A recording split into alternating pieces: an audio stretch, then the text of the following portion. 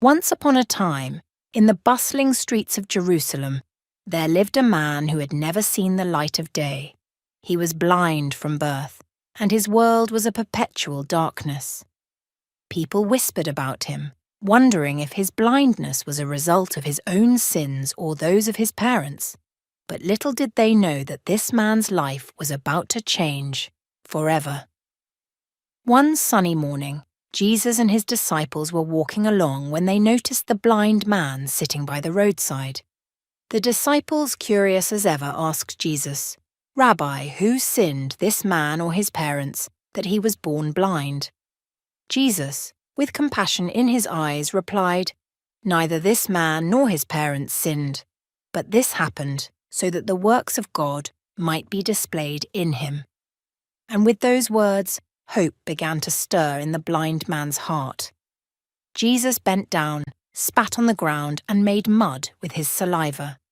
He gently applied the mud to the man's sightless eyes.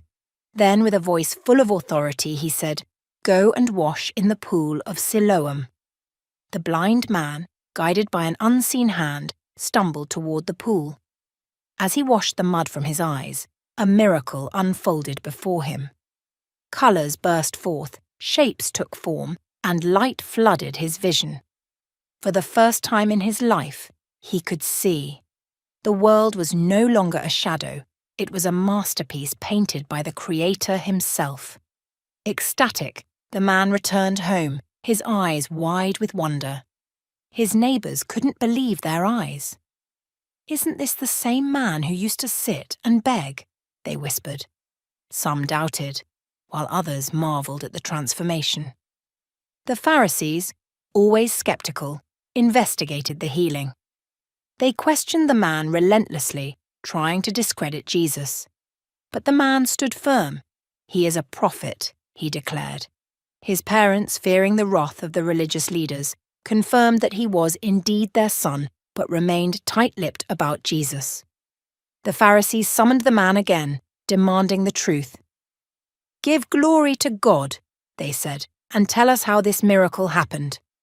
The man, unyielding, replied, "Whether he is a sinner or not, I don't know. But one thing I do know, I was blind, and now I see." Finally, exasperated, they cast him out of the synagogue, yet the man's heart overflowed with gratitude. He had encountered the light of the world, the one who turned darkness into day, both in his eyes and his soul. And that, my dear ones, is the miraculous story of Jesus healing the man born blind.